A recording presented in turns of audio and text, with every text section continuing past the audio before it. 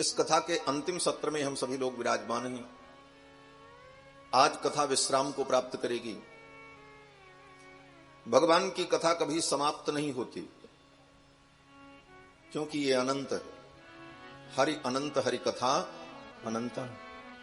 भगवान अनंत हैं, उनकी कथा भी अनंत है। इसका कभी अंत होता ही नहीं। बस भगवान की कथा विश्राम प्राप्त करती है और अवसर आने पर फिर चल पड़ती है।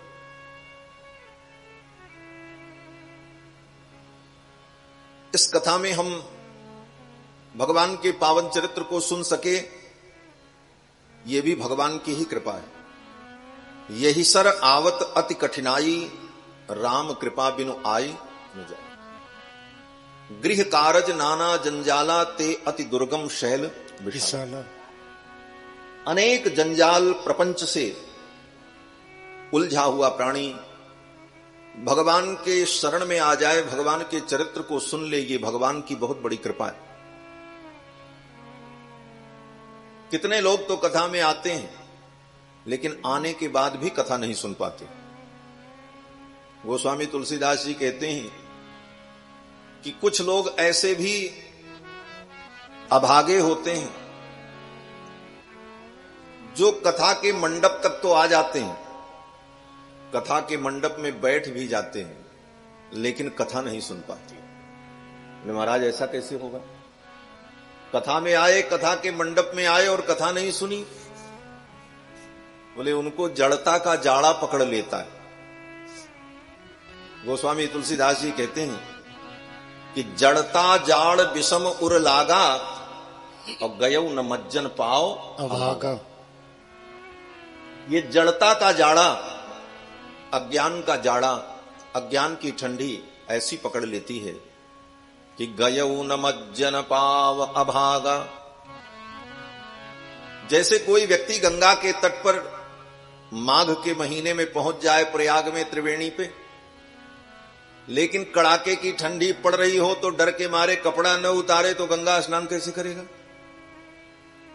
अगर उसे ठंडी लग रही है तो फिर वो स्नान नहीं कर पाएगा। उसी प्रकार भगवान की कथा में जड़ता का जाड़ा जिसे लग जाए, वो कथा में आकर के भी इस सरोवर में स्नान नहीं कर पाता। जड़ता जाड़ विषम उर लागा, गयौ न मज्जन पाव अभागा। लेकिन जितना हम सुन लेते हैं, उसे सुन करके हम अपने जीवन में धारण कर लें, उसका मनन करें, यही कल्याणप्रद।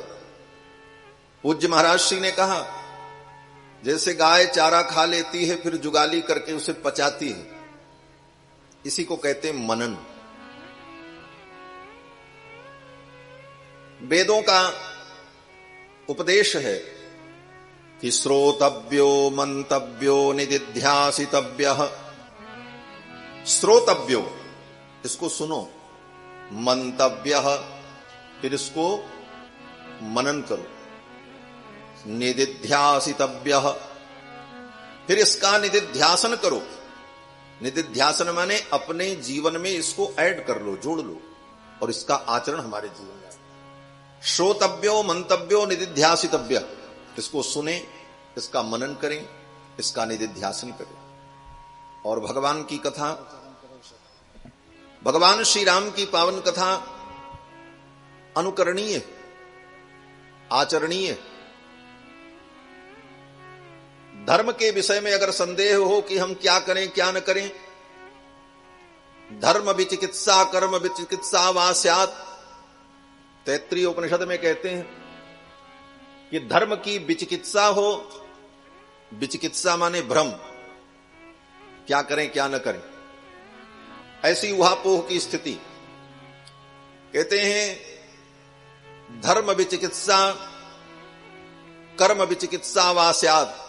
अगर धर्म की विचिकित्सा हो और कर्म की विचिकित्सा हो कि हम क्या करें क्या न करें, तो किसके पास निर्णय पूछने जाएं? कहां हमको गली गली में विद्वान और धर्मज्ञ मिलेंगे जो हमको बताएंगे कि ये करो ये न करो। आज की परिस्थिति में तो कहते हैं सबसे सरल उपाय है, अपने पास रामायण रखो और भगवान श्री राम ने जो किया वही करो। बस किसी से पूछने की जरूरत ही नहीं। भगवान श्री राम ने जो किया वो कर्तव्य करणीय। इसीलिए आचार्य मम्मट ने काव्य प्रकाश में अपने ग्रंथ में कहा कि रामादिवत वर्तितव्यम, हम कैसा आचरण करें? कहते हैं रामादिवत वर्तितव्यम, भगवान श्री राम का जैसा आचरण है वैसा आचरण करें। और कैसा न करें तो कहते हैं न रावणादिवत। रावणादिवत, रावण का आचरण जैसा है, कुंभकर्ण का आचरण जैसा है, मेघनाद का आचरण जैसा है, वैसा आचरण न करें। दोनों उदाहरण रामायण में। क्या आचरण करें? बोले राम जी जैसा आचरण करो, भरत जी जैसा आचरण करो, श्री जानकी जी जैसा आचरण करो। रावण, कुंभकर्ण और मेघनाद जैसा आचरण मत करो, यही प्रमाण है। धर्म विचिकित्सा कर्म विचिकित्सा वास्यात्, इस श्रुति को सुनने के बाद, पढ़ने के बाद रामायण ही कर्तव्य है। भगवान श्री राम का चरित्र अनुकरणीय है। चरित्र तो भगवान श्री कृष्ण का भी है, लेकिन कृष्ण भगवान का चरित्र अनुकरणीय नहीं। श्रीमद् भागवत महापुराण में श्री वेदव्यास जी ने जब कृष्ण चरित्र का वर्णन किया 10वें स्कंद में, श्री सुखदेव भगवान ने राजा परीक्षित को भगवान की रास लीला का वर्णन करके सुनाया। बाहु प्रसार परिरंभ कराल कोरु, ये साहित्य की बड़ी ऊंची कोटि। बाहु प्रसार परिरंभ कराल कोरु, नीवी स्तनालभन नर्म नखाग्रपातैः, क्ष्वेल्यावलोक हसितैर्ब्रज सुंदरीणाम उत्तम भयन रतिपतिम रमयांचकार। भगवान की रासलीला का जब सुखदेव भगवान ने वर्णन किया तो राजा परीक्षित जैसे ज्ञानी कथा सुन करके चौंक गए। राजा परीक्षित ने कहा, महाराज भगवान ने ऐसा किया? अरे वो तो धर्म के सेतु हैं, धर्म के वक्ता हैं, धर्म के कर्ता हैं। स कथम धर्म सेतु नाम वक्ता कर्ताभिरक्षिता, प्रतीपमाचरत ब्रह्मन परदाराभिमर्शनम। यही राजा परीक्षित का प्रश्न वहां पर हुआ कि स कथम धर्म सेतु नाम, जो भगवान धर्म के सेतु हैं। स्वयं भगवान कहते मेरा अवतार ही धर्म की रक्षा के लिए हुआ। यदा यदा हि धर्मस्य ग्लानिर्भवति भारत, अभ्युत्थानमधर्मस्य तदात्मानं सृजाम्यहम्, परित्राणाय साधूनां विनाशाय च दुष्कृतां, धर्म संस्थापनार्थाय संभवामि युगे युगे। वे भगवान श्री कृष्ण धर्म सेतु, धर्म के वक्ता, धर्म के कर्ता, प्रतीपमाचरत ब्रह्मन परदाराभिमर्शनम। ये विपरीत आचरण कृष्ण ने क्यों किया? क्या विपरीत आचरण? बोले परदाराभिमर्शनम, दूसरे की स्त्रियों के साथ हास विलास परिहास, ये कृष्ण की लीला कैसी लीला है? तो सुखदेव जी उत्तर देते। सुखदेव जी कहते हैं, राजन इसको लोक दृष्टि से मत देखो, ये भगवान है। भगवान सर्वसमर्थ हैं। भगवान पाप और पुण्य और नियम और बंधन से परे। वो नियम निर्माता हैं, नियम का पालन करने वाले नहीं। वो नियामक हैं, नियाम में नहीं। ये पहला उत्तर दिया। दूसरा उत्तर दिया कि जिस समय रासलीला हुई उस समय कोई गोपी शरीर से रास मंडल में नहीं गई। ये तार्किकों के लिए उत्तर था। सुखदेव जी कहते हैं जिस रात्रि में भगवान ने रासलीला की सभी गोपियां अपने अपने घर में पड़ी थी। स्वान स्वान दारान स्व पार्श्व स्थितान मन्यमानाः कृष्णाय न असूयन। सुखदेव जी कहते अपनी अपनी पत्नियों को उन गोपों ने अपने अपने घर में ही देखा। उस रात्रि में कोई नहीं शरीर से गई, आत्म रूप से गोपियां आईं और भगवान ने उन आत्माओं के साथ रमण किया। ये आत्माराम है, आत्माराम पूर्ण काम। इसके बाद तीसरा उत्तर देते हुए सुखदेव जी ने कहा, राजन, भगवान सर्व समर्थ हैं और समर्थ व्यक्ति कुछ भी करे तो उसको दोष नहीं होता। समर्थ को नहीं दोष गोसाई। वो ईश्वर हैं, सर्व समर्थ हैं, उनके लिए कोई दोष नहीं है। बन्हि सर्वभुजो यथा, जैसे अग्नि सब कुछ खा लेती है लेकिन अग्नि दूषित नहीं होती। आग में आप चाहे हवन सामग्री डाल दो, चाहे आग में मुर्दा डाल दो और चाहे कूड़ा डाल दो, अग्नि सबको जला करके अपने समान बना लेती है। ये अग्नि का सामर्थ्य है। इसलिए भगवान में कोई दोष नहीं। तो राजा परीक्षित ने कहा, महाराज हम करें क्या, ये बताओ। क्या कृष्ण भगवान के चरित्र का अनुकरण किया जा सकता है? तो सुखदेव जी ने कहा, कदापि नहीं।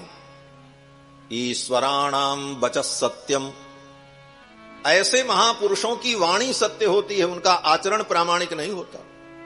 यही सुखदेव जी ने कहा, ईश्वराणाम वचः सत्यम तथैवाचरितम क्वचित। ईश्वराणाम वचः सत्यम, भगवान श्री कृष्ण की वाणी जो है उसका अनुकरण करो। भगवान श्री कृष्ण ने गीता में जो कहा है वो करो, कृष्ण भगवान ने जो किया है वो मत करो। क्यों? बोले कृष्ण ने जो किया है वो करोगे तो गली गली में जूता ही मिलेगा, लोग जूता मारेंगे।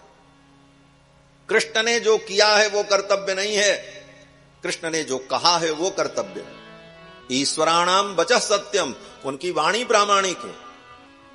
तथैवाचरितम क्वचित, और कृष्ण के आचरण में भी कोई आचरण उनकी वाणी से, उनके उपदेश से मेल खाता हो तो उतना आचरण अनुकरणीय हो सकता है। ईश्वराणाम वचः सत्यम तथैवाचरितम क्वचित, क्वचित माने थोड़ा। लेकिन राम जी का चरित्र, कहते हैं राम जी का संपूर्ण चरित्र अनुकरणीय है। रामादिवत वर्तितव्यम, राम जी के समान हमें आचरण करना चाहिए। इसीलिए रामचरित्र की उपादेयता है। और ये कथा ऐसी है, ये हमारे जीवन को दिव्य और मंगलमय बना देती है। इस कथा को सुनकर के कभी तृप्त नहीं हो सकता प्राणी। हमारे पवन जी कह रहे थे, महाराज 9 दिन कथा सुने, मन नहीं भरा। हमने कहा अगले साल फिर 9 दिन सुनिएगा।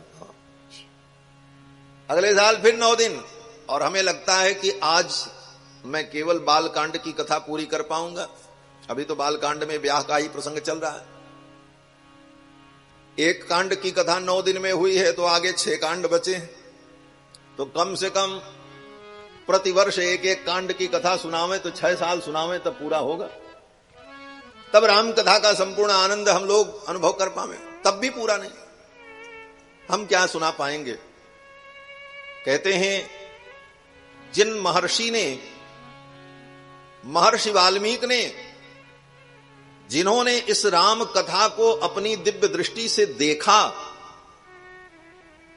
महर्षि वाल्मीकि को ब्रह्मा जी ने आशीर्वाद दिया था कि जब तुम रामचरित्र का वर्णन करने चलोगे तो राम जी का संपूर्ण चरित्र जो हो चुका है वो तुम्हें दिखाई पड़ेगा और आगे राम जी जो करेंगे वो भी तुमको दिख जाएगा। ये आशीर्वाद ब्रह्मा जी ने वाल्मीकि जी को दिया था। ब्रह्मा जी ने कहा कि राम जी का जितना चरित्र है विदितम ते भविष्यति, वो संपूर्ण चरित्र तुमको विदित हो जाएगा। और फिर महर्षि वाल्मीकि ने सब देखा। हसितम भासितम चैव गतिर्यावच्च चेष्टितम तत्सर्वं धर्मवीर्येण यथावत् संप्रपश्यति। यथावत महर्षि वाल्मीकि ने राम जी के संपूर्ण चरित्र को देखा और देख करके वर्णन किया। संपूर्ण चरित्र को देखा और वर्णन किया, इतने सामर्थ्यशाली। लेकिन वे वाल्मीकि महर्षि भी आज तक भगवान के चरित्र को कह करके, सुन करके तृप्त नहीं हुए। इसीलिए वाल्मीकि जी की स्तुति की जाती है तो कहते हैं अतृप्तस्तम मुनिम वंदे प्राचेतसमकल्मषम। अतृप्तस्तम मुनिम वंदे, उन मुनि की हम वंदना करते हैं। किन मुनि की? बोले जो राम कथा को सुनकर के तृप्त नहीं हुए, ऐसे मुनि की हम वंदना करते हैं।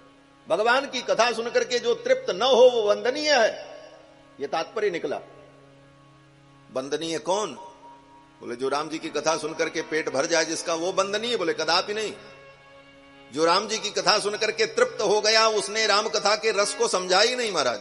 जिनके श्रवण समुद्र समाना, जिनके श्रवण समुद्र समाना, कथा तुम्हारी सुभग सरिनाना, कथा तुम्हारी सुभग सरिनाना, भरहि निरंतर हो ही न पूरे, भरहि निरंतर हो ही न पूरे, तिनके ही तुम कहाँ गृह दूरे, तिनके ही तुम कहाँ गृह दूरे, जिनके श्रवण समुद्र समाना,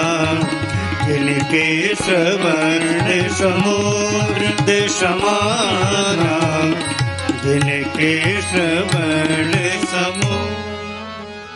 ये चौपाई वाल्मीकि जी स्वयं कह रहे हैं राम जी से। चित्रकूट में भगवान श्री रघुनंदन जब पहुंचे तो वहां वाल्मीकि जी मिले। भगवान श्री राम ने वाल्मीकि मुनि से कहा कि हम कहां निवास करें, हमारे लिए सुंदर स्थान क्या होगा। तो वाल्मीकि जी ने कहा, बहुत सारे स्थान वाल्मीकि जी ने बताए। मानस में इस प्रसंग का वर्णन गोस्वामी तुलसीदास जी ने किया है। उसी प्रसंग में वाल्मीकि जी ने यह भी कहा कि जिनके श्रवण समुद्र समाना, जिसके कान समुद्र के समान हो जाएं और आपकी कथा नदी के समान हो जाए। विश्व की अनेक नदियां समुद्र में जाकर के गिरती हैं, लेकिन समुद्र कभी भरता नहीं। समुद्र में कभी बाढ़ नहीं आती। तो जिसके कान समुद्र बन जाएं, आपकी कथा नदी बन जाए और भरे ही निरंतर हो ही न पूरे, भरे लेकिन पूरा न हो, तिनके ही तुम कहां गृह रूरे, उनके हृदय में आपका निवास होता है। और ये कौन कह रहे हैं? बोले अनुभव गम्य महात्मा कह रहे हैं। वाल्मीकि जी अपना अनुभव कह रहे हैं। अतृप्तस्तम मुनिम वंदे प्राचेतस्म कल्मषम, क्योंकि वो स्वयं जीवन भर रामचरित्र को सुन करके अतृप्त ही रहे। वाल्मीकि अतृप्तस्तम मुनिम वंदे प्राचेतस्म कल्मषम, ऐसा भगवान का दिव्य पावन चरित्र। लेकिन जितना हम सुन लें, ये कथा मंगलमयी है, हमारे जीवन को मंगलमय और धन्य बना देती। कल के प्रसंग में आप सभी लोगों ने श्रवण किया कि मिथिला में भगवान का बड़े धूमधाम से विवाह संपन्न हुआ। करी होम विधिवत गांठ जोरी, होन लागी भांवरी। करी होम विधिवत गांठ जोरी, होन लागी भांवरी। करी होम विधिवत गांठ जोरी, होन लागी भांवरी। क्यों करे विनय विदेहु कियो, विदेहु मूरत सावरी। क्यों करे विनय विदेहु कियो, विदेहु मूरत सावरी। करी होम विधिवत गांठ जोरी, होन लागी भांवरी। भांवरी भांवरी। चारों दुल्हा सरकार ने भांवरी दी, विवाह हुआ। गोस्वामी जी की पंक्तियों के शब्द पर भी ध्यान दें। गोस्वामी जी कहते हैं करी होम विधिवत गांठ जोरी, होने लागी। विवाह की जो विधि थी वो विधि पूर्वक सारे कार्य संपन्न हुए। रामायण सुनने का ये भी फल है।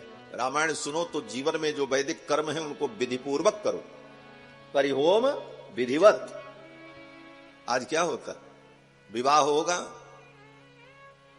लाखों रुपए आतिशबाजी में उड़ जाएगा, लाखों रुपए ऑर्केस्ट्रा वाले को दे देंगे, लाखों रुपए साज सज्जा में चली जाएगी, कैटर्स को मिलेगा, भंडारा लगेगा, महाराज सब होगा। लेकिन व्यक्ति का ध्यान इस विषय पर नहीं होता कि विवाह संस्कार विधि पूर्वक, 2 घंटे का विवाह संस्कार, उसमें भी इतनी जल्दी मची रहेगी, नाचने में जल्दी नहीं मचाई। मंच के नाटक में, जो मंच का आजकल नाटक चलता है जयमाल का, मूर्खतापूर्ण कार्य, महामूर्खतापूर्ण कार्य। भगवान श्री राम के विवाह में जयमाल हुई, वो क्षत्रिय के विवाह के लिए और ऐसे राजाओं के विवाह के लिए प्रशस्त है, सबके लिए नहीं। आज सब नाटक करते लेके खड़े, मंच लगाया, वर वधू माला लेकर के खड़े, क्या नाटक? ये सब सनातन धर्म का स्वरूप नहीं। जयमाल की परंपरा केवल वहां होती है जहां पर विवाह में कोई प्रतिज्ञा होती है, उस प्रतिज्ञा को पूर्ण करने के बाद जयमाल उसे प्राप्त होती है। आपने कौन प्रतिज्ञा पूरी की? कौन सी प्रतिज्ञा पूरी? और राम जी के विवाह का अगर नाटक ही करना चाहते हो तो राम जी ने जो और किया वो भी सब करके दिखाओ जरा। राम जैसा आदर्श जीवन में ले आओ। विवाह में लाखों रुपए बर्बाद होंगे, लेकिन 2 घंटे की विवाह की जब विधि करने चलो, पंडित जी बैठेंगे तो पता लगा पूजा की थाली में अक्षते नहीं है, फूले नहीं। हवन करना हुआ तो एक कटोरी में घी रखा है, आम के पत्ता लेकर पंडित जी छिड़क रहे हैं, ऐसे क्या होगा? वो विवाह कभी सफल होता ही नहीं। इसीलिए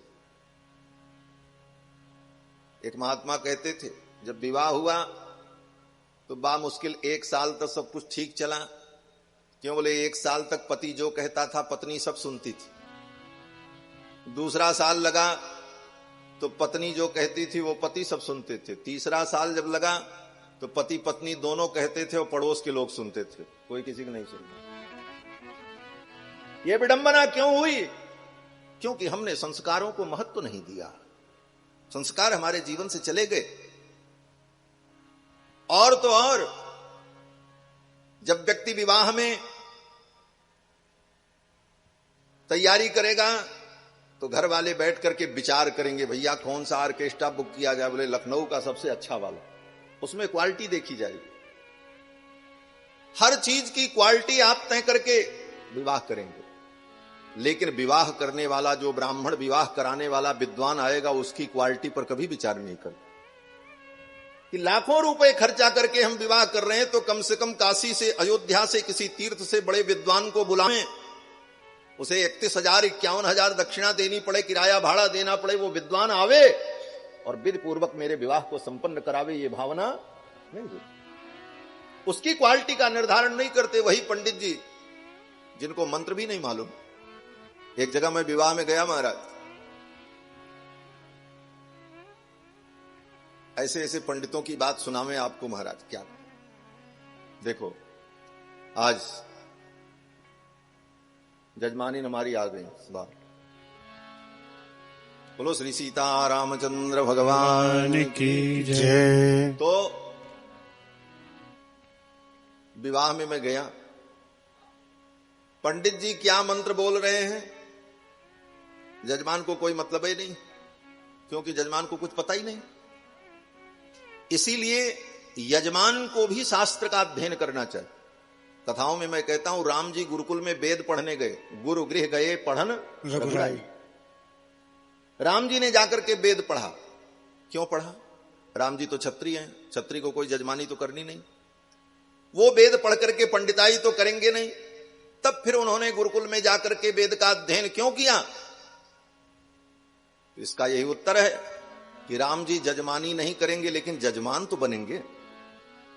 अगर जजमान भी शुद्ध विद्वान होगा, विषय वस्तु का ज्ञाता होगा, तो पंडित भी सावधान रहेगा।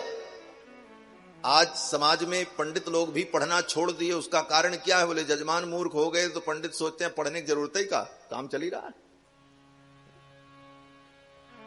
अगर कोई विद्वान जजमान बैठ जाए तो पंडित को तब सोचना पड़ेगा। कुछ भी मंत्र पढ़ दे, काम चल जा रहा है। कहां का मंत्र कहीं पढ़ दे। एक जगह तो मुझे बड़ी हंसी आई, आपको बताऊं, आश्चर्य होगा सुनकर के। वर वधू का विवाह हो रहा था, विवाह की विधि पूरी हो गई, सिंदूर दान का प्रसंग आया। बीच बीच में दोहा चौपाई बोल करके पंडित जी काम कर रहे थे। दोहा चौपाई से कोई पूजा थोड़ी होती, दोहा चौपाई तो अनुसंधान के लिए, मंत्र तो संस्कृत के वेदमय मंत्र होते। सिंदूर दान की जब विधि आई तो पंडित जी ने कहा सिंदूर दान करो। अब वर जब सिंदूर दान करने लगा तो उन्होंने क्या पढ़ा, बोले लाल देह लाली लसे अरुधर लाल लंगूर, वज्र देह दानव दलन जय जय जय कपिसूर। वर सिंदूर दान करो। वाह रे मूर्खता की पराकाष्ठा। अब उन्होंने, पंडित जी ने सोचा सिंदूर लाल लाल होता है, सिंदूर दान हो रहा है, यही सब कहते काम चल जाएगा। लाल देह लाली लसे अरुधर लाल लंगूर। पंडितों जी लंगूर और जेकर ब्याह हो रहा वो लंगूर ही है, समझो। अर्थात ये कहने का भाव क्या है, हंसाने के लिए नहीं कह रहा, ये हमारे समाज की कमी है। हम अपने संस्कारों को सुव्यवस्थित करें। हमारे सनातन संस्कार, वैदिक संस्कार इतने दिव्य हैं। विश्व की सर्वश्रेष्ठ संस्कृति भारतीय संस्कृति। जब विश्व के अन्य देशों के मानव कपड़ा पहनना भी नहीं जानते थे, उस समय भारतवर्ष में वेदों का अध्ययन होता, बड़े बड़े यज्ञ होते, वो हमारी संस्कृति। और आज हम अपने संस्कार को भूलकर आधुनिकता की होड़ में दौड़ लगा रहे हैं, और दौड़ भी ऐसी कि हमको खुद पता नहीं है कि कहां जाना है। बस केवल इसलिए दौड़ रहे हैं कि वो दौड़ रहा है तो हम भी दौड़ रहे हैं। बोले तुम क्यों दौड़ रहे? बोले वो दौड़ रहा है इसलिए। बोले कहां जाओगे? बोले इससे आगे जाएंगे। बोले इससे आगे अगर कुआं हो? बोले कोई बात नहीं, कुआं में गिरेंगे। आज वो अंधी दौड़ चल रही। इसलिए इन संस्कारों के प्रति भी हम सजग बने। हमारे जो संस्कार हैं, विवाह संस्कार, मुंडन संस्कार, यज्ञोपवीत संस्कार, अन्नप्राशन, चूड़ाकरण, कर्ण वेदादि जो संस्कार हैं, इन संस्कारों को हम विधि पूर्वक करें। गोस्वामी जी कितनी सुंदर पंक्ति कहते हैं, करी होम विधिवत गांठ जोरी होनी लागी भावरी। यही कथा है। अब एक विधिवत शब्द पे इतनी बातें समझने के लिए यही कथा है। बाकी चौपाई तो हम बांच दें भाई, सब आदौ राम तपोवनाधिगमनम हत्वा मृगम कांचनम, एक श्लोक में पूरी रामायण हो जाएगी, कोई बड़ी बात नहीं। लेकिन यही सब हमारे जीवन में आ जाए, हमारा जीवन बदल जाए। चारों दुल्हा सरकार ने भांवरी दी, करी होम विधिवत गांठ जोरी होम लागी भांवरी। अब जब भांवरी हुई, गोस्वामी तुलसीदास जी बड़ा भावपूर्ण चित्रण करते हैं कि चारों दुल्हा दुल्हन जब भांवरी देने लगे तो वहां दशरथ जी के प्रांगण में जो मणिमय स्तंभ था, जैसे यहां सब स्तंभ दिख रहे हैं, दशरथ जी के, वो जनक जी के प्रांगण के मणिमय स्तंभ जो थे, उन स्तंभों में प्रिया प्रीतम दिव्य दंपति श्री सीतारामचंद्र जी की परछाई जब पड़ती, क्योंकि उन खंभों में मणियां जड़ी, और मणियों में जब परछाई दिखने लगी, राम सिय सुंदर प्रतिछाही जगमगात मणिखंभन माही, मनहु मदन रति धरि बहुरूपा देखत राम विवाह अनूपा। गोस्वामी जी कहते हैं, मानो उन खंभों में राम जी का जो प्रतिबिंब पड़ रहा है, वो प्रतिबिंब क्या है? बोले मानो कामदेव और रति देवी ही उन खंभों में अनेक रूपों से प्रकट होकर के राम जी के विवाह का दर्शन कर रहे हैं। राम सिय सुंदर प्रतिछाई, राम सिय सुंदर प्रतिछाई, जगमगात मणिखंभन माही, जगमगात मणिखंभन माही, मनहु मदन रति धरि बहुरूपा, मनहु मदन रति धरि बहुरूपा, देखत राम विवाह अनूपा, देखत राम विवाह अनूपा, दरस लालिसा सकुच न थोरी, दरस लालिसा सकुच न थोरी, प्रकटत तुरत बहोरी बहोरी, प्रकटत तुरत बहोरी बहोरी, राम सिय सुंदर प्रतिछाई। भगवान श्री सीतारामचंद्र जी की सुंदर प्रतिछाही खंभों में व्यंजित होने लगी, मानो कामदेव और रति देवी ही विभिन्न रूपों में उन खंभों में प्रकट होकर भगवान श्री राम के विवाह का मानो दर्शन करते। भगवान श्री सीतारामचंद्र जी मंडप में विराजमान हुए। विवाह के अंत में जब विवाह की सारी विधि पूरी हो जाती है, तब अंतिम विधि सिंदूर दान की विधि हो, अंतिम विधि होती है ना। हाँ, आप तो किए ही हैं। तो विवाह में अंतिम विधि सिंदूर दान की विधि होती, और ये सिंदूर दान की परंपरा केवल हमारे उत्तर भारत की लौकिक परंपरा है। दक्षिण भारत में विवाह होता है, वहां पर विवाह में सिंदूर दान नहीं होता। ब्राह्मणों के यहां, क्षत्रियों के यहां, सबके यहां, तमिलनाडु में, केरला में, आंध्रा में।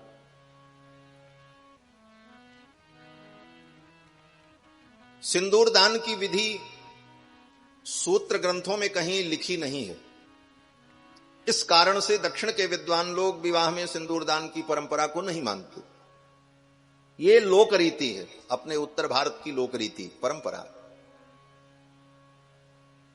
वैदिक रीति का पालन करना चाहिए, और वैदिक रीति से अविरुद्ध अगर लोक रीति है तो उस लोक रीति का भी पालन करना चाहिए। ये शास्त्रकारों ने कहा है, और आपको सुनकर के आश्चर्य होगा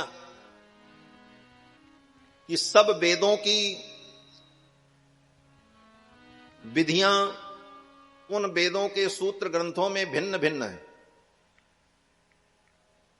अगर ब्राह्मण, क्षत्रिय, वैश्य यजुर्वेद का अध्येता है तो उसका विवाह यजुर्वेद के विधान से होगा। अगर वो सामवेदी है तो उसका विवाह सामवेद के विधान से होगा।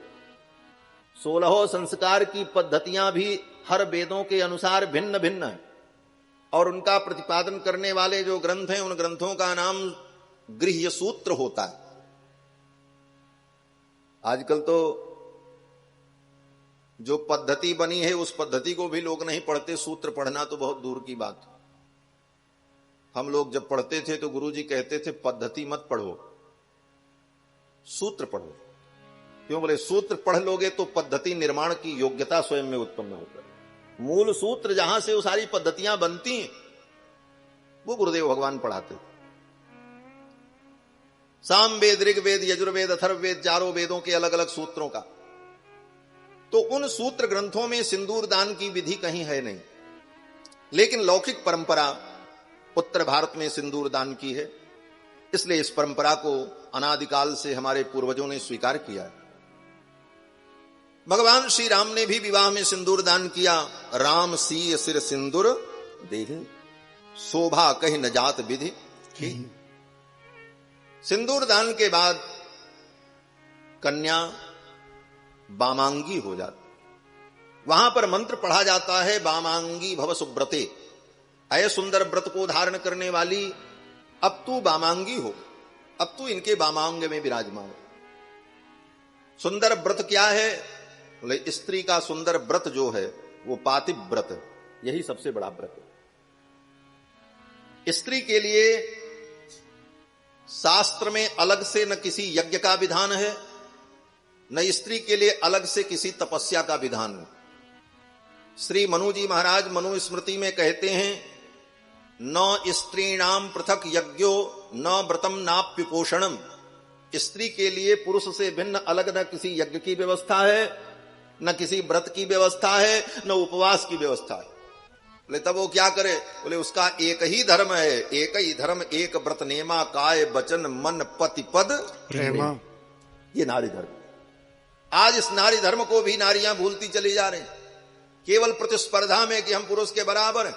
अरे पुरुष के बराबर तो है ये हो, 50-50 का तो शेयर है ही है भाई। लेकिन शास्त्र जो धर्म का निर्देश करता है, स्त्री के लिए अलग धर्म है, पुरुष के लिए अलग धर्म।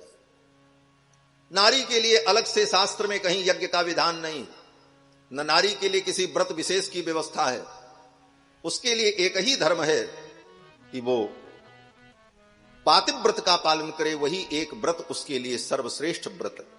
उसी व्रत में उसके सारे धर्म कर्म निहित हैं। यही नारी का परम धर्म है और अपने अपने धर्म के पालन से ही जीव को कल्याण की प्राप्ति होती। आज नारियां कहती हैं महाराज पुरुष वेद पढ़ते हैं तो हम क्यों नहीं वेद पढ़ सकते, वो हवन करते हैं तो हम क्यों नहीं कर सकते। बोले धर्म में लोकतंत्र नहीं चलता है, धर्म में लोकतंत्र नहीं होता कि सब धान 22 पसेरी हो जाएगा, सबको समानाधिकार हो जाएगा। धर्म में उसकी योग्यता पद के व्यवस्था के अनुकूल शास्त्र कार्य का निर्धारण करता है। सबके लिए अलग अलग धर्म, किसके लिए क्या धर्म है इसे हम जानकर तदनुकूल आचरण करें। जो पुरुष के लिए धर्म होगा वही स्त्री के लिए अधर्म भी हो सकता है, और जो स्त्री के लिए धर्म है वो पुरुष के लिए अधर्म हो सकता है। इसलिए देखा देखी धर्म नहीं हो, धर्म में अपने अपने अधिकार के अनुकूल धर्म का आचरण करना चाहिए। जानकी जी वामांग में विराजमान हो गई, स्त्री वामांगी होती, लेकिन कब? बोले स्त्री अभिषेके विप्रपाद प्रक्षालने स्त्री वामतः, यह शास्त्र का वचन है।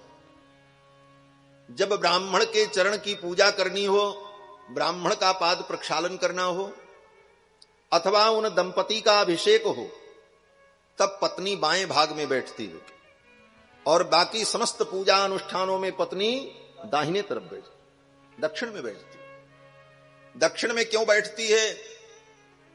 बोले जब यजमान यज्ञ करने बैठता है तो यजमान यज्ञ का स्वरूप हो जाता है, और यजमान की पत्नी दक्षिणा का स्वरूप हो जाती है, क्योंकि वो दक्षिण में बैठती है, इसलिए उसका नाम दक्षिणा। यज्ञस्य पत्नी दक्षिणा, यज्ञ भगवान की पत्नी का नाम दक्षिणा।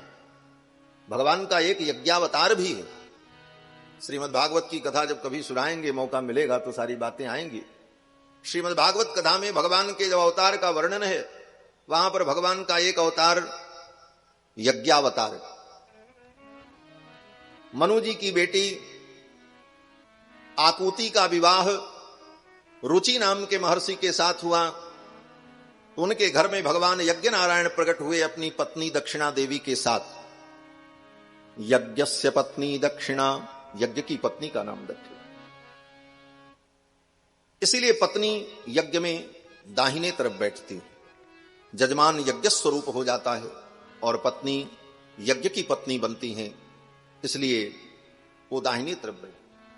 और पत्नी की पत्नी संज्ञा भी तभी होती है जब वो पति के साथ यज्ञ में दाहिने तरफ बैठे। खाली विवाह कर लेने से स्त्री पत्नी नहीं होती। महर्षि पाणिनि अपने व्याकरण शास्त्र में कहते हैं पत्युर्नो यज्ञ संजोगे, सूत्र पत्युर्नो यज्ञ संजोगे। जब यज्ञ संजोग होता है, यज्ञ में पति के साथ वो बैठती है, तभी उसकी पत्नी संज्ञा होती, तभी वो धर्म पत्नी है। क्यों? बोले धर्माय पत्नी धर्म पत्नी, धर्म के लिए पत्नी का पाणी ग्रहण किया गया, न तो भोगाय पत्नी, भोग के लिए पत्नी नहीं। धर्माय, धर्म के लिए पत्नी का पाणी ग्रहण किया, क्योंकि पत्नी के बिना कोई धर्म नहीं हो सकता। यज्ञ यागादि कर्म में पत्नी की अनिवार्यता है। भगवान श्री राम ने भी जब यज्ञ किया, सीता जी महर्षि वाल्मीकि के आश्रम में चली गई थी, तो बिना पत्नी के यज्ञ कैसे होगा? तो महर्षियों ने कहा दूसरा विवाह कर लो। राम जी ने कहा हम एक पत्नी व्रत रहेंगे, दूसरा विवाह भी नहीं करेंगे। तब महर्षियों ने कहा तीसरा विकल्प यह है कि अपनी पत्नी की मूर्ति बना करके रखो। अब यही विकल्प बचा। तब स्वर्ण की सीता का निर्माण हुआ और उस स्वर्ण की सीता में प्राण प्रतिष्ठा की गई, और स्वर्ण की प्रतिमा सीता की बगल में रखकर राम जी बैठते थे और यज्ञ करते थे। यज्ञ यज्ञ भवत सीता कांचनी, महर्षि वाल्मीकि कहते हैं जितना यज्ञ राम जी ने किया, उन समस्त यज्ञों में अलग अलग सीता की मूर्ति का निर्माण हुआ। राम जी के इस चरित्र को सुनकर लोग आरोप लगाते हैं राम जी तो बड़े निर्दयी थे, अपनी पत्नी सीता का त्याग कर दिया। लेकिन राम जी के आदर्श को समझने के लिए जब तक आप श्रद्धा से युक्त होकर उनके चरित्र को नहीं श्रवण करेंगे तब तक राम जी के आदर्श को, सिद्धांत को आप समझ नहीं पाए। राम जी सीता जी को कितना स्नेह करते हैं। एक एक यज्ञ में हजारों यज्ञ राम जी ने किया, कोटिन बाज मेद प्रभु कीन है, गोस्वामी तुलसीदास जी कहते। और हर यज्ञ में उन्होंने दिव्य सीता की मूर्ति का निर्माण किया। और यज्ञ समाप्त होने के बाद वो मूर्ति क्या होगी? बोले सोने की मूर्ति बनी है। अब उसको गलाया तो जाएगा नहीं क्योंकि प्राण प्रतिष्ठा हो गई, तो उस मूर्ति के लिए एक मंदिर बनाया जाता और उस मंदिर में सीता जी विराजमान रहती। दूसरा यज्ञ समाप्त होता, दूसरा मंदिर बनता, उसमें सीता जी की दूसरी मूर्ति रखी जाती। इस प्रकार राम जी ने जितने यज्ञ किए, उन यज्ञों में जितनी सीता जी की मूर्तियां बनी, वो सब मूर्तियां मंदिरों में रखी थी। और प्रतिदिन ब्राह्मण लोग उनका पूजन करते थे, भोग लगता था, आरती होती। पत्नी को सम्मान देने वाला इतना बड़ा महापुरुष दुनिया में और कौन हो सकता? और सीता जी इस रहस्य को जानती। भगवान श्री राम जब अपने दरबार के कार्य से मुक्त होते थे तो उस मंदिर में जाते थे, जाकर के एकांत में उन मूर्तियों को देख करके रोते थे राम जी, सीता जी के वियोग में।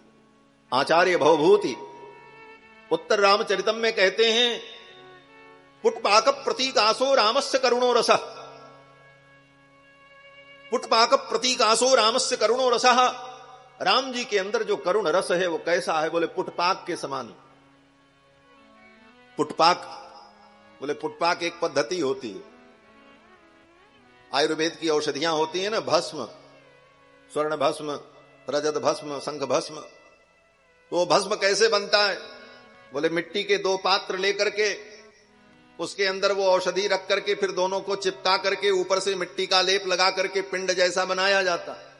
फिर उसको धधकती भट्टी में डालकर गरम करते हैं, जलाते हैं। मिट्टी के खोल के अंदर औषधि रहती है, मिट्टी इतनी तप जाती है कि भीतर की औषधि जल करके भस्म बन जाती है। उसको पुटपाक विधि कहते हैं आयुर्वेद में। भवभूति कहते हैं कि उस पुटपाक में अग्नि भीतर नहीं जाती है क्योंकि वो तो बंद है चारों तरफ से, लेकिन बाहर से इतना ताप होता है, इतना ताप होता है कि भीतर की वस्तु जल करके भस्म बन जाती। भगवान श्री राम के जीवन में ऐसे ही, उनके हृदय में कितनी आग है भीतर सीता जी के वियोग की, ये तो राम जी जानते। पुटपाक प्रतीकासो रामस्य करुणो रस। और राम जी उन प्रतिमाओं को देख करके रोते। एक दिन अकेले में राम जी उन प्रतिमाओं को देख करके रो रहे थे। तब तक वो सभी प्रतिमाएं बोल पड़ी क्योंकि सब प्रतिष्ठित थे। सभी प्रतिमाओं ने, उन सीता मूर्तियों ने कहा, हे रघुनंदन, हे करुणानिधान, आपने मुझे धर्म के लिए पत्नी के रूप में स्वीकार किया और आपने यज्ञ किया, तो मात्र यज्ञ और प्रतिष्ठा और धार्मिक कृत्य इतने में ही मेरी सहभागिता आपके साथ होगी? क्या इसके अतिरिक्त मैं आपके स्नेह का पात्र नहीं बन सकती? उन समस्त प्रतिभाओं ने भगवान श्री राम से जब ऐसा प्रश्न किया, भगवान रो पड़े। भगवान श्री राम ने कहा, अब इस अवतार में यही लीला होगी, लेकिन आप चिंता मत करो, मेरा अगला अवतार कृष्णावतार होगा, तो आप सब जितनी प्रतिमाएं हैं, इन प्रतिमाओं में जितने प्राण प्रतिष्ठित हैं, ये सब प्रतिमाएं अवतार लेकर के कृष्णावतार में प्रकट होंगी और सब मेरी पटरानियां बनेंगी। वो 16,108 रानियां भगवान श्री कृष्ण। कहने के लिए कृष्ण भगवान की 16,108 रानी, लेकिन है एक ही, वो सब एक ही तत्व हैं। कौन? बोले श्री जी हैं, भगवती पराम्बा। इन चीजों को जब तक व्यक्ति नहीं जानता तब तक समझता है कृष्ण जी का चरित्र तो ऐसा, अरे वो तो 1000 ब्याह किए उन्होंने, दिए किया उन्होंने। अरे भाई, उन्होंने क्या किया, उसके आगे पीछे और क्या हुआ वो भी समझो। लेकिन वो कब समझोगे? बोले जब कथा में आओगे तब समझोगे, घर में बैठे नहीं समझ सकते। कथाओं में आने पर ही इन सारी बातों का बोध प्राप्त होगा। तो भगवान श्री राम श्री जानकी जी के साथ यज्ञ करते हैं। श्री जानकी जी भगवान के वाम भाग में विराजमान हो गई। भगवान श्री राम ने सिंदूर दान किया, लोक परंपरा का निर्वाह किया। शोभा कहीं न जात विधि के ही, राम सिए सिर सिंदूर देहि। सिंदूर दान की जब विधि संपन्न हो गई तो मंडप में एक अद्भुत आश्चर्य प्रकट हुआ। क्या आश्चर्य प्रकट हुआ? मिथिला की सखियां कहती देखो देखो, आज मंडप में आश्चर्य हो गया। बोले क्या आश्चर्य हो गया? बोले दुल्हा जो सांवला था वो गोरा हो गया और दुल्हन जो गोरी थी वो सांवरी हो गई। बोले ये रंग बदला बदली कैसे हो गई? तो मिथिला की सखियों ने कहा आज मंडप में अचरज थोर भइले, आज मंडप में अचरज थोर भइले, सखी देखा कैसे अंगना में शोर भइले, सखी देखा कैसे अंगना में शोर भइले, आज मंडप में अचरजिया घोर भइले, आज मंडप में अचरजिया घोर भइले, सखी देखा कैसे अंगना में शोर भइले, सखी देखा कैसे अंगना में शोर भइले, पहुना के परछाई में सिया जी भैली सांवरी, पहुना के परछाई में सिया जी भैली सांवरी। बात समझ में आ रही है ना? भोजपुरी का ये पद है। भगवान की परछाई पड़ी, भगवान का श्याम वर्ण और जानकी जी का गौर वर्ण, जैसे दर्पण में परछाई पड़ने पर वो दृश्य उसमें दिखता है। श्री जानकी जी का दिव्य मंगल विग्रह पारदर्शी दर्पण के समान और भगवान की श्याम छाया जब उनमें पड़ी तो जानकी जी श्याम दिखने लगी और जानकी जी की गौर वर्ण की छाया भगवान में पड़ी तो भगवान गौर वर्ण दिखने लगे। पहुना के परछाई में सिया जी भैली सांवरी, पहुना के परछाई में सिया जी भैली सांवरी, के छाया परते पहुना अब तो गोर भइले, सिय के छाया परते दुल्हा अब तो गोर भइले, आज मंडप में अचरजिया घोर भइले, आज मंडप में अचरजिया घोर भइले, ऐसन अदला बदली कतहूँ देख ली न सुन ली, ऐसन अदला बदली कतहूँ देख ली न सुन ली, ऐसन अदला बदली कतहूँ देख ली न सुन ली, ऐसन अदला बदली कतहूँ देख ली न सुन ली, जैसन आज परिवर्तन घन घोर भइले, जैसन आज परिवर्तन घन घोर भइले, आज मंडप में अचरजिया घोर भइले, आज मंडप में अचरजिया घोर भइले, दुल्हा आसमानी रंग दुल्हन रंग पियरी, दुल्हा आसमानी रंग दुल्हन रंग पियरी, दुल्हा आसमानी रंग दुल्हन रंग पियरी, दुल्हा आसमानी रंग दुल्हन रंग पियरी, दोनों मिलके हरियर हरियर चारों ओर भइले, दोनों देखो दुल्हा आसमानी रंग और दुल्हन रंग पियरी, दोनों रंग अगर मिल जाएं तो एक तीसरा रंग बन जाता है। वृंदावन के भक्त कहते हैं ना कि जा तन की झाई परत श्याम हरित दित्य फूल। भगवान श्री रघुनंदन श्याम वर्ण और श्री जानकी जी गौर वर्ण। जानकी जी की छाया पड़ी तो भगवान गौर वर्ण दिखने लगे, और भगवान की छाया पड़ने पर जानकी जी श्याम वर्ण दिखने लगी, और दोनों की छाया मिलकर के देखने वालों पर जब पड़ी तो देखने वाले जो थे वो सब हरे हरे दिखाई पड़ने लगे। दोनों मिलके हरियर हरियर चारों ओर भइले, दोनों मिलके हरियर हरियर चारों ओर भइले। आज मंडप में अचरज अघोर भइले, आज मंडप में अचरज अघोर भइले। मैया सरस्वती जी के सुध बुध बिसरल, मैया सरस्वती जी के सुध बुध बिसरल।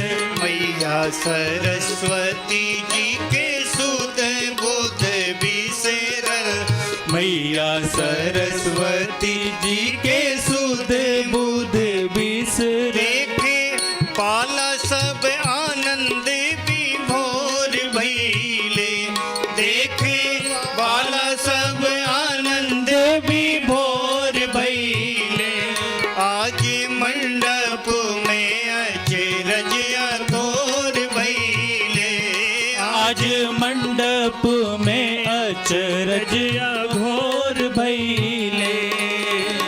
रूखा सूखा हृदय यही जा किकरो नाही लौके, रूखा सूखा हृदय यही जा किकरो नाही लौके, रूखा सूखा हृदय यही जा किकरो नाही लौके, रूखा सूखा हृदय यही जा किकरो नाही लौके। सब कर मनवा प्रेम रस में सराबोर भइले, सब कर मनवा प्रेम रस में सराबोर भइले। आज मंडप में अचरज अघोर भइले, आज मंडप में अचरज अघोर भइले। केहू टुकुर मुकुर ताके केहू ठुमक नाचे, केहू टुकुर मुकुर ताके केहू ठुमक नाचे, केहू टुकुर मुकुर ताके केहू ठुमक नाचे, केहू कुकुर मुकुर ताके केहू खूब नाचे। मानो केहू ता चकोर केहू मोर भइले, मानो केहू ता चकोर केहू मोर भइले।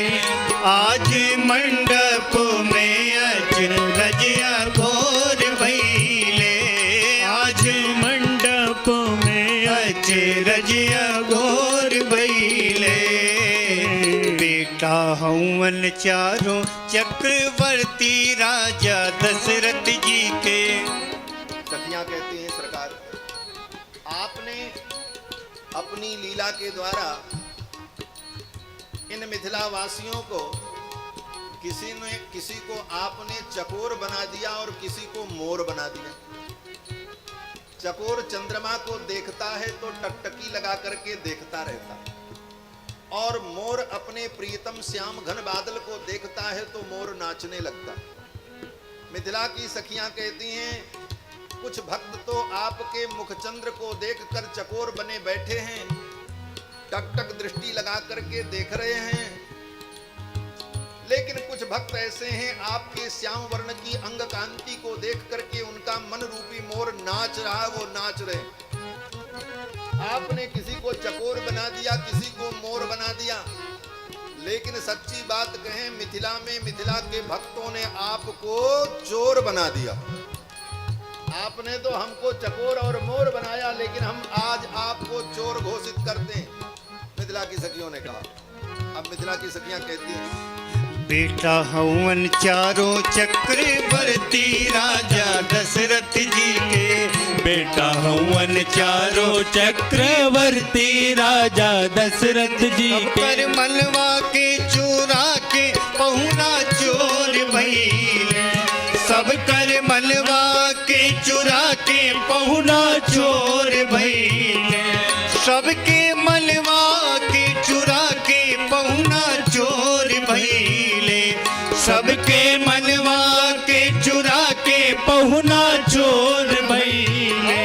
आज मंडप में अचरज अघोर भइले। आज मंडप में अचरज अघोर भइले। पहुना के देखी कहे नारायण ने नीति। पहुना के देखी कहे नारायण ने नारायण लेह नीति। नारायण लेह नीति। नारायण लेह नीति। नारायण लेह नीति। पहुना के देखी कहे नारायण लेह नीति। पहुना के देखी कहे नारायण ने सबके हियरा में अजब अंजोर भइले। सबके हियरा में अजब अंजोर भइले। सबके हियरा में अजब अंजोर भइले। सबके हियरा में अजब अंजोर भइले।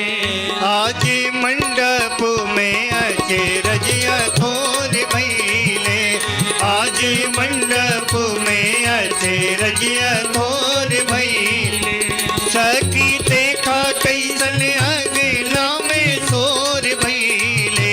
सखी देखा कैसे अगना में शोर भइले।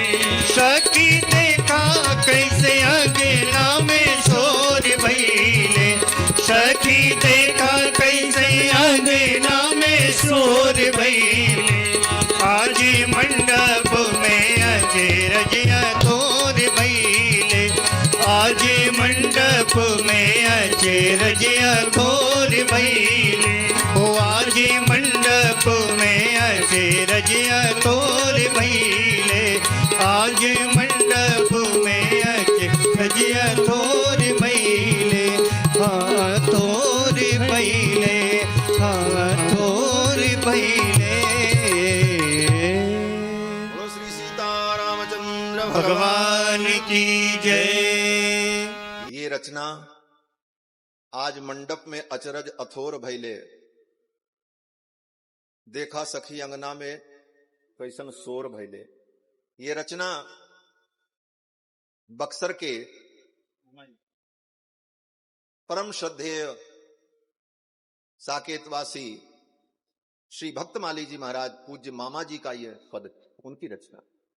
बड़े अच्छे संत थे महाराज श्री मामा जी, जिनका नाम था श्री नारायण दास जी भक्तमाली। प्रेम से लोग उनको मामा जी कहते थे। क्यों? बोले वो मिथिला भाव के रसिक भक्त थे और मिथिला के भाव से वो श्री जानकी जी को अपनी बहन मानते थे। तो अयोध्या के संत कहते थे जानकी जी हमारी मां हैं और आप उनके भाई हैं, तो आप हमारे मामा हैं। इसलिए सारा साधु समाज उनको मामा जी के नाम से ही जानता है। बक्सर वाले मामा जी, बक्सर वाले मामा जी, बड़े अद्भुत महात्मा थे। हमने तो खूब दर्शन किया। सन 1991 में उनके यहां राम विवाह महोत्सव में सर्वप्रथम मंच पर प्रवचन करने का मुझे अवसर मिला था। सन 1991, 29 साल पहले की बात। श्री मामा जी का जीवन बड़ा अद्भुत था। ये देखो, संतों का चरित्र भी बीच में सुनना चाहिए, प्रेरणाप्रद है।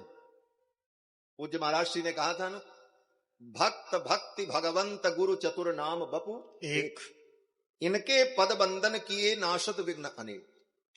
भक्त, भगवान, भगवान की भक्ति और गुरु, ये चारों कहने के लिए चार हैं लेकिन एक ही हैं। भक्त में, भगवान की भक्ति में और गुरु में, कोई अंतर नहीं। भक्त भक्ति भगवंत गुरु चतुर नाम बपु एक, इनके पद बंधन किए नाशक विकट। हमने देखा है महाराज मामा जी को, खूब उनका दर्शन हुआ, खूब उनकी कथा हमने सुनी। पूज्य महाराज श्री का भाव अगर आप लोग देखते, जो लोग देखे होंगे उनको अनुभव होगा। बड़ी सुंदर कथा करते थे और कथा में उन्हें जितनी सेवा मिलती थी जहां तहां से सब बटोर करके रखते थे। और साल में एक बार बक्सर में राम विवाह महोत्सव करते थे 9 दिन का। 9 दिन तक विवाह महोत्सव केवल होता था, राम विवाह के उत्सव। इतनी बड़ी व्यवस्था, 50,000 लोग, 40,000, 50,000 लोग रोज भोजन करते। बड़े बड़े शिष्य उनके सेवा में लगे रहते थे। हमने देखा महाराज पन्ना स्टेट की महारानी कुइरे पर सोती थी, जमीन में, सोने की जगह नहीं। जहां हम लोग बिछा करके चादर डाल करके सोते थे, पन्ना स्टेट की महारानी अभी भी वो हैं, उनके शिष्य। डाबर वैद्य कंपनी, जो वैद्यनाथ कंपनी है, वैद्यनाथ कंपनी की मलकिन सुशीला देवी जमीन में सोती थी, वहां हम लोगों ने देखा। और संतों की जो सेवा होती थी महाराज, ये भक्ति साम्राज्य बड़ा अद्भुत। जब संतों के सन्निकट आप पहुंचेंगे, उनके जीवन को देखेंगे, तब उनके जीवन का रस भाव समझ में आए। ये मामा जी की रचना है, ऐसी ऐसी उनकी बड़ी सुंदर सुंदर भावपूर्ण रचनाएं हैं, जिसको सुन करके बड़े बड़े महाराज महात्मा धर्मात्मा लट्टू हो जाते। भगवान विवाह मंडप में विराजमान हैं, ऐसी अद्भुत झांकी हुई। विवाह जब संपन्न हो गया तो सखियां दुल्हा सरकार को लेकर के कोहबर में जाती हैं। इसके बाद कोहबर की विधि होती है। कोहबर में जाया जाता है। कोहबर के अंदर देवी देवताओं का पूजन दीवाल में चित्र बना करके माताएं करती हैं। वो शास्त्र सम्मत विधि है, उसका नाम है मातृका पूजन। अन्य कर्मकांड में, अन्य यज्ञ यागादि कर्मों में मातृकाओं का पूजन वेदी के ऊपर होता है, और विवाह में मातृकाओं का पूजन भित्तिका में, भीत में, दीवाल में होता। यही अंतर है बस। अब मातृका पूजन है, इसको लोग जानते नहीं, तो मंत्री पूजा उसका नाम रख दिया। कहते महाराज आज मंत्री पूजा। मंत्री पूजा कौन? वहां प्रधानमंत्री और मुख्यमंत्री पूजा थोड़ी होगी। मातृका पूजन उसका नाम। 16 मातृकाओं का, गौरी पद्मा सची मेधा सावित्री विजया जया देवसेना सुधा स्वाहा मातरो लोक मातर धृति पुष्टि तथा तुष्टि आत्मनः कुल देवता गणेशे नादिका हेता वृद्धौ पूजास्तु 16। ये 16 मातरों का पूजन होता है, इसी का नाम मातृका पूजन। और वो मातृका पूजन जो कोहबर में होता है, उस कोहबर में वर वधू को लेकर के जाते हैं। और कोहबर दोनों जगह होता है, वर के यहां भी होता है और कन्या के यहां भी होता है। तो विवाह होने के बाद पहले कन्या के यहां वर वधू दोनों कोहबर में जाते हैं, और फिर जब वर वधू अपने घर आवे तो यहां के कोहबर में बैठा करके देवताओं का पूजन होता। तो वहां की सखियां दुल्हा सरकार को कोहबर में लेकर के जाने लगी। बोले सरकार अब कोहबर में चलना पड़ेगा। कोहबर में केवल वर ही जाता है, और वर के कोई भी परिवार के और पुरुष वर्ग नहीं जाते। सखियां लेकर के जाती हैं। सखियां चारों दुल्हा सरकार को जब कोहबर लेकर के चली, कोहबर में कुछ मनोविनोद होता है, और उस मनोविनोद में जीत हार की बात होती है। कौन जीता कौन हारा, इसीलिए उसका नाम है कोहबर। कोहबर का मतलब कौन है बर, बर माने श्रेष्ठ, के जीता के हारा इसका निर्णय होगा, इसीलिए उसका नाम कोहबर। तो कोहबर में लेकर के सखियां चली दुल्हा सरकार को। एक सखी आकर के कोहबर के द्वार पर खड़ी हो गई, और उस सखी ने कहा सरकार भीतर नहीं जा सकते। राम जी ने कहा क्यों? सखी ने कहा सरकार कोहबर में जाने के पहले कोहबर की द्वार छिकाई का नेक देना पड़ता। यहां सखी द्वार रोकेंगी, द्वार छेकेंगी और द्वार छिकाई का नेक दे देंगे, तब आप भीतर जाने पाएंगे। सखी सामने खड़ी हो गई और सखी ने कहा, छाड़ बिनाही दुआरी है, सुनिए रघुनंदन। छाड़ बिनाही दुआरी है, सुनिए रघुनंदन। छाड़ बिनाही दुआरी है, सुनिए रघुनंदन। छाड़ बिनाही दुआरी है, सुनिए रघुनंदन। जब ही कोहबर चले रघुनंदन, जब ही कोहबर चले रघुनंदन। सखियन छेकर दुआरी है, सुनिए रघुनंदन। सखियन छेकर दुआरी है, सुनिए रघुनंदन। छाड़ बिनाही दुआरी है, सुनिए रघुनंदन। छाड़ बिनाही दुआरी है, सुनिए रघुनंदन। लेग दिए बिना जो पग धरी हो, लेग दिए बिना जो पग धरी हो। जो पग धरी हो, हाँ जो पग धरी हो, जो पग धरी हो, जो पग धरी हो। लेग दिए बिना जो पग धरी हो, लेग दिए बिना जो पग धरी हो। दूंगी मैं गारी हजारी है, सुनिए रघुनंदन। दूंगी मैं गारी हजारी है, सुनिए रघुनंदन। छाड़ बिनाही दुआरी है, सुनिए रघुनंदन। भैया गारी गाने के समय आ गए।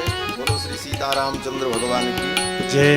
देखो दुल्हा सरकार जब द्वार पर पहुंचे तो सखियों ने कहा भीतर नहीं जाने देंगे। तभी तो हमको लग रहा था सखियां कमजोर क्यों पड़ रही हैं। तो सखियों ने कहा छाड़ब नाही दुआरी है, सुनिए रघुनंदन। नेग दिए बिना जो पग धरी हो, तो दूंगी मैं गारी हजारी है, सुनिए रघुनंदन। एक दो गारी नहीं, 1000 गारी सुनाऊंगी। धन्य है मिथिला की सखियां। बड़े बड़े भक्त भगवान को प्रसन्न करने के लिए भगवान के सहस्त्र नाम का पाठ करते हैं। विश्वम विष्णुर वशत्कारो भूत भव्य भवत प्रभु भूत कृत भूत भृत भावो भूतात्मा भूत भावन। भगवान के सहस्त्र नाम का जप करते हैं तब भगवान प्रसन्न होते हैं। महाभारत में कथा है, भीष्म पितामह सरसैया पर पड़े थे, बाण से विद्ध थे। भगवान जब उनसे मिलने के लिए पहुंचे तो भीष्म पितामह ने कहा, हे श्याम सुंदर, आप तब तक मेरी आंखों के सामने खड़े रहो जब तक मैं अपने प्राणों का त्याग न कर दूं। भगवान श्री कृष्ण भीष्म पितामह के सामने खड़े रहे और भीष्म पितामह ने कहा, हे भगवान, मरने वाला व्यक्ति झूठ नहीं बोलता और मैंने जीवन में कभी असत्य भाषण किया नहीं, और अगर बोलना भी चाहूं तो आप मेरे सामने खड़े हैं सत्यनारायण, मैं झूठ बोल नहीं सकता। इसलिए मैं कहता हूं, ए समय सर्वधर्माणाम धर्मोधिकतमो मतः यद भक्त्या पुंडरीकाक्षम स्तवैर्चेन्न सदा। भीष्म पितामह कहते हैं, हे भगवान, सब धर्मों में सर्वश्रेष्ठ धर्म है आपकी स्तुति करना, आपका नाम उच्चारण पे। ये पितामह ने मरते समय कहा महाभारत में। और ये कहते हुए भीष्म पितामह ने भगवान के 1000 नाम का पाठ किया, जिसका नाम विष्णु सहस्त्र नाम। आज भी वैष्णव लोग भगवान के उस सहस्त्र नाम का पाठ करते हैं। लेकिन मिथिला की सखियां कहती हैं, सरकार, अगर आप बिना नेग दिए भीतर चले गए, पांव रख दिया, तो गाली सहस्त्र नाम का पाठ सुनाऊंगी। 1000 गारी मैं आपको दूंगी। दूंगी मैं गारी हजारी है, सुनिए रघुनंदन। दूंगी मैं गारी हजारी है, सुनिए रघुनंदन। छाड़ बनाही दुआरी है, सुनिए रघुनंदन। छाड़ बनाही दुआरी है, सुनिए रघुनंदन। सखियों ने कहा मैं आपको गारी दूंगी। ये गारी क्या है? देखो, गारी 2 प्रकार की होती है। गारी को बनाया किसने? तो संत जन कहते हैं सारी सृष्टि को ब्रह्मा जी ने बनाया, तो गारी को भी ब्रह्मा जी ने बनाया। कैसे बनाया? बोले ब्रह्मा जी ने एक हाथ में अमृत लिया और एक हाथ में ब्रह्मा जी ने विष लिया, और विष अमृत दोनों को लेकर के ब्रह्मा जी ने ऐसे गार दिया। जब गारा तो उससे जो निकला उसी का नाम गारी। गारी का मतलब है क्या? गार दिया इसलिए गारी। अब विष और अमृत दोनों को लेकर के गारा।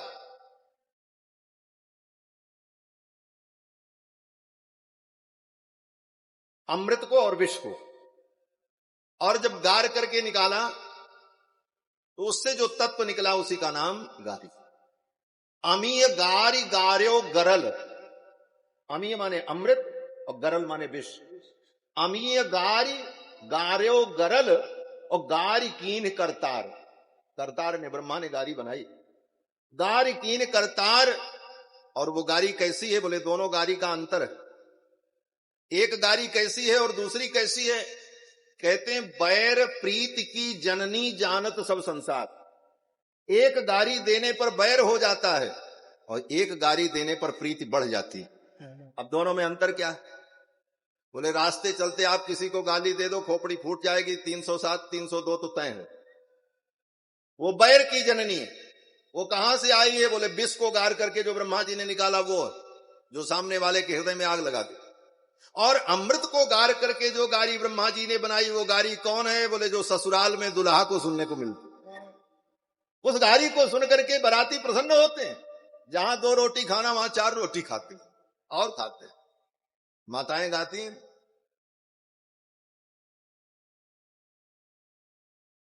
तो सखियां कहती हैं महाराज ये गारी हम आपको दें और आपको सुनना पड़ेगा।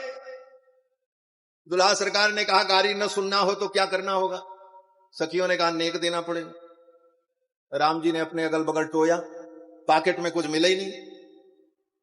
बोले हम तो कुछ लेकर के आए नहीं, पहले बताती तो हम बाबूजी से ले लेते वहां जनवासे से, यहां तो कुछ लाए नहीं। तो सखियों ने कहा सरकार अब नहीं लाए तो एक उपाय और है। बोले क्या? बोले हमने सुना है कि आपकी 2 बहन हैं, राम जी की 2 बहन हैं। आपको मालूम है कि नहीं?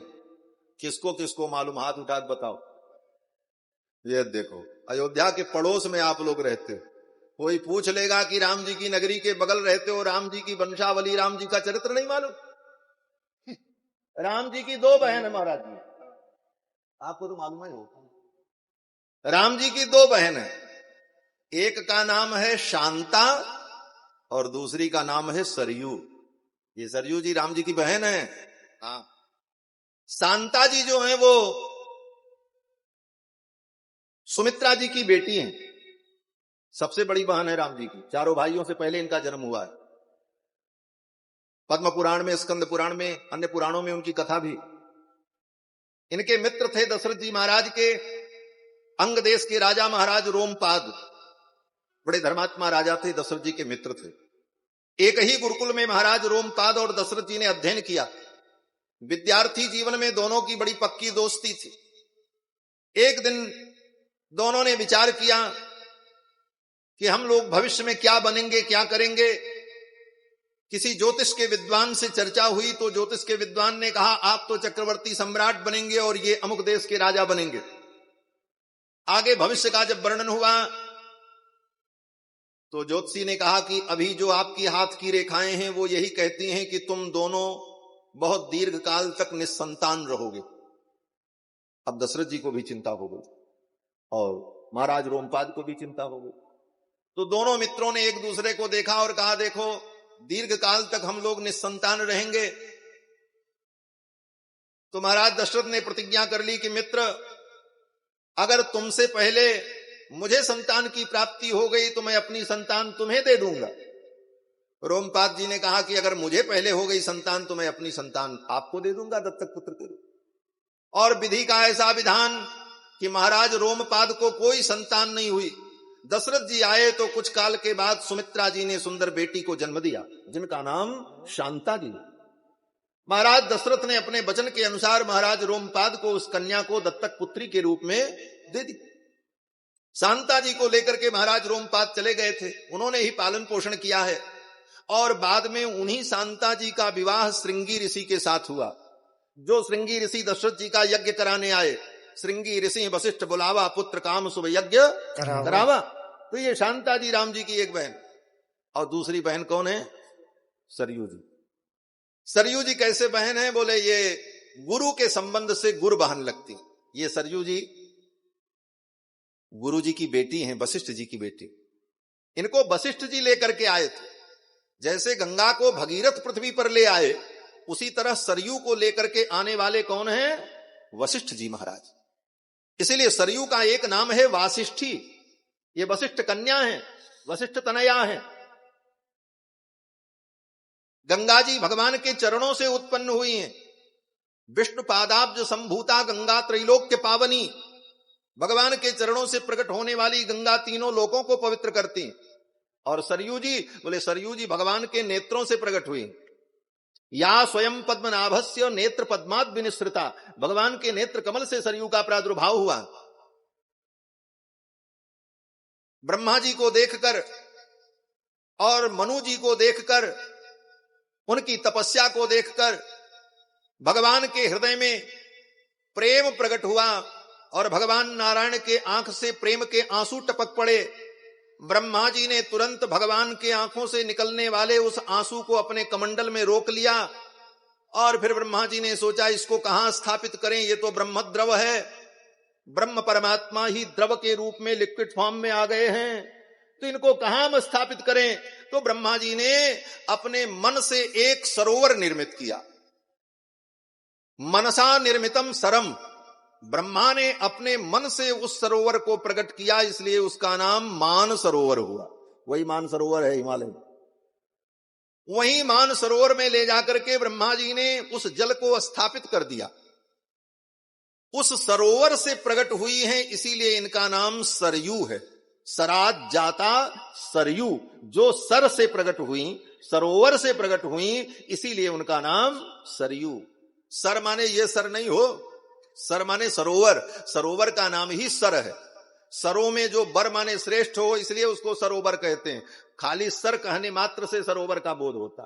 तो सर माने मान सरोवर, मानस सर, और उसी मानस सर से इनकी उत्पत्ति हुई, इसलिए इनका नाम सरयू पड़ा। लेकिन लाया कौन? बोले वशिष्ठ जी लाए। वशिष्ठ जी जब अयोध्या में इक्ष्वाकु मनु के कुल पुरोहित बनकर के आए, ये कथा मैंने पहले सुनाई। ब्रह्मा जी ने कहा था कि इसी कुल में भगवान अवतार लेंगे और तुम्हें भगवान का दर्शन होगा।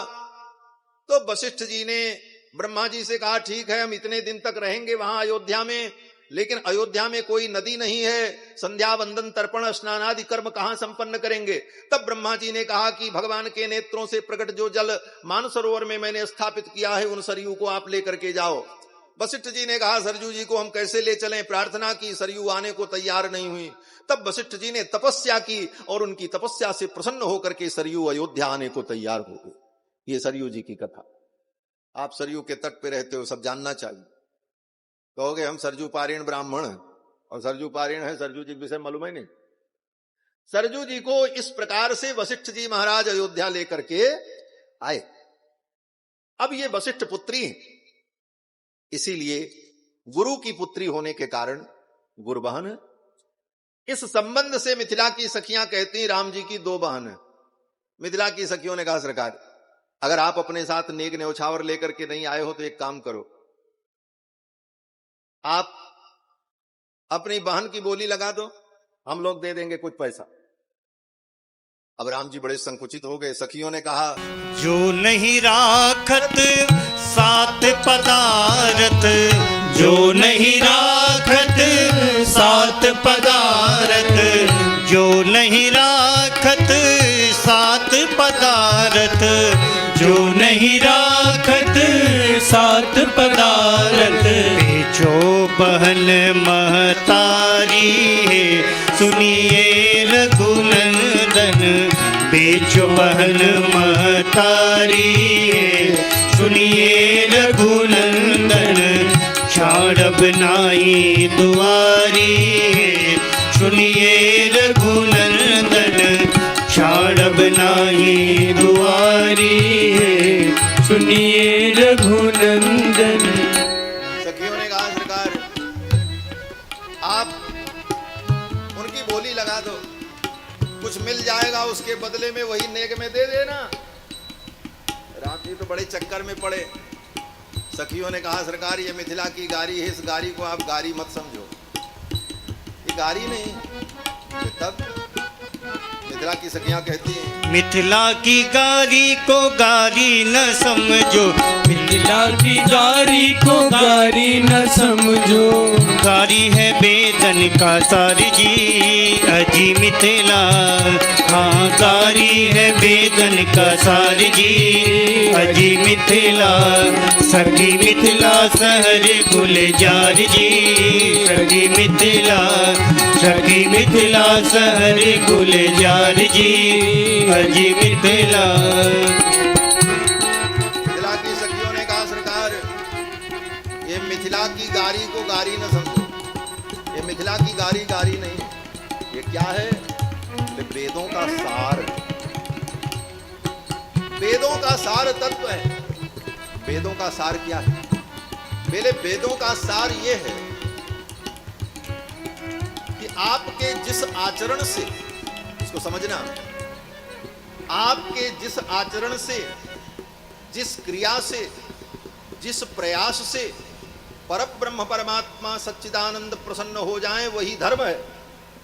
भाई हम धर्म कर्म क्यों करते हैं? दान, यज्ञ, पुण्य, तप, पूजा, स्तुति, इसका उद्देश्य क्या है? बोले भगवान को प्रसन्न करना, भगवान प्रसन्न हो जाए, मुस्कुराने लग जाएं, इन सारे कर्मों का यही फल है और यही वेद का सार है।